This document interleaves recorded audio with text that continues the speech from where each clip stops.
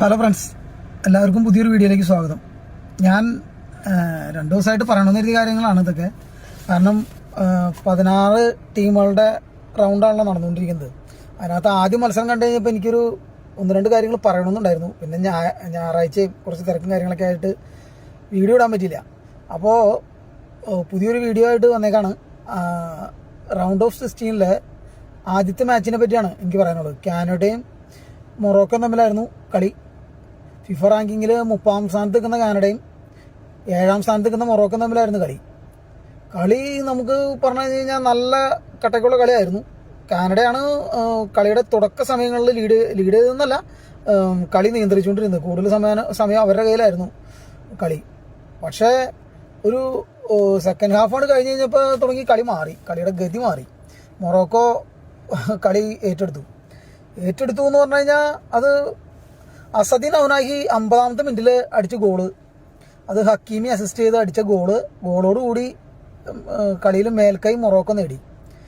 പിന്നെ അങ്ങോട്ട് കാനഡയ്ക്ക് വളരെ വിഷമം പിടിച്ച കളിയായിരുന്നു എന്ന് പറയാൻ പറ്റും. കാരണം കളി കണ്ടിരുന്നവർക്കറിയാം. അതിനുശേഷം 82-ാം മിനിറ്റിൽ ഒരു ഗോൾ അടിച്ചു. ഈ അസദീൻ ഔനാഹി തന്നെയാണ് അടിച്ചത്. ഇത് കഴിഞ്ഞ് കഴിഞ്ഞിട്ട് പിന്നെ അവരടിച്ചത് ഇഞ്ചുറി ടൈമിലാണ്. 90 മിനിറ്റ് 8 മിനിറ്റ് ഇഞ്ചുറി ടൈം കൊടുത്ത ആ ടൈമിൽ ബഹീൻ ഡൈസ് എൻ്റെ അസിസ്റ്റിൽ സൂഫിയാൽ റഹീമി ഒരു ഗോൾ അടിച്ചു. അങ്ങനെ 3 ഗോളിനും മൊറോക്കോ ജയിച്ചു. കാനഡ ആ സമയത്ത് കളിയിൽ തന്ത്രം മാറ്റി കളിച്ചു എന്ന് പറഞ്ഞാൽ നേടിയില്ല. കാരണം അവരുടെ ഗോളി മാക്സിം ക്രപ്പോ എന്ന് പറഞ്ഞ ഗോളി നമ്മൾ പല കളികളിലും ഫുട്ബോൾ കളി തന്നെ അപൂർവമായിട്ട് കാണുന്ന ഒരു ഓൾ ഔട്ട് അറ്റാക്കിംഗ് തന്ത്രം കാനഡയുടെ കോച്ച് പുറത്തെടുത്തു. കാരണം എന്തായാലും തോറ്റു കഴിഞ്ഞാൽ പുറത്ത്, അല്ലെങ്കിൽ ഡു ഓർ ഡൈ എന്ന് പറയുന്ന ഒരു സിറ്റുവേഷനിലാണ് അവർ നിൽക്കണത്. അങ്ങനെ തോറ്റാലും ജയിച്ചാലും ഒന്നുമില്ല എന്നുള്ളതിൽ ഗോളീനെ വരെ ഇറക്കി.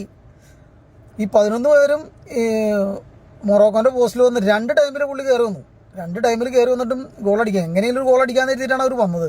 ആ നീക്കം അത് നടന്നില്ല.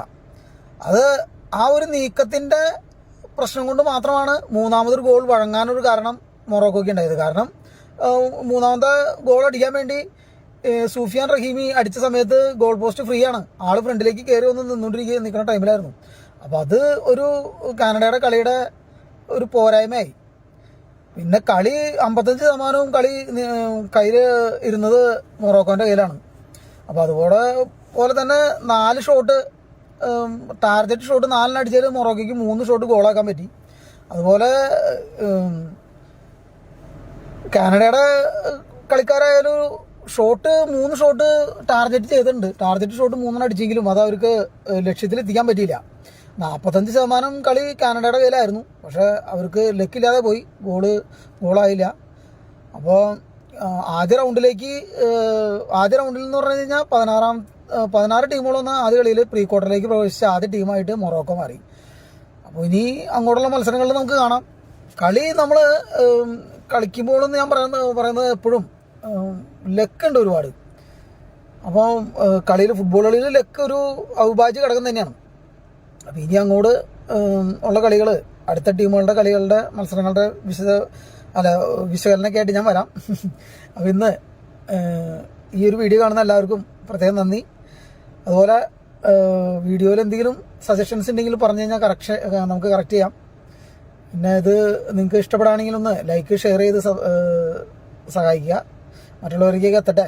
നമ്മളിങ്ങനെ ഫുട്ബോളിനോട് ഇഷ്ടം കൂടുതലുള്ളത് കൊണ്ട് ഇങ്ങനെ ഓരോന്ന് പറയുന്നതാണല്ലോ. അപ്പോൾ അത് മറ്റുള്ളവരൊക്കെ അറിയട്ടെ ഒന്ന്. Okay, thank you.